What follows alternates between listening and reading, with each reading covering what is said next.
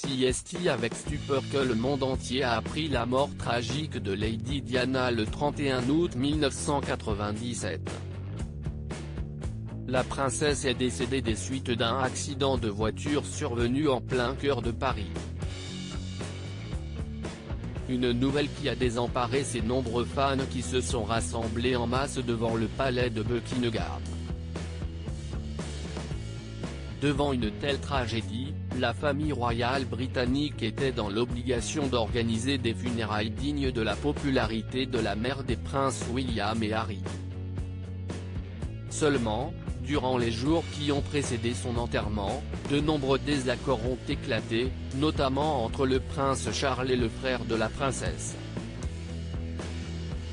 Comme le rapporte People, CST l'historien Robert qui raconte cette anecdote dans son livre Legacy dans Battle of Brothers, The Inside Story of a Family in Tumult. Il révèle que le frère de Diana ne voulait absolument pas que ses neveux âgés seulement de 15 et 12 ans marchent derrière le cercueil de leur mère pour la procession. Il était convaincu que Diana aurait été horrifiée à l'idée que ses fils doivent endurer une telle épreuve, a ainsi écrit l'historien. Il l'avait déjà dit à Charles.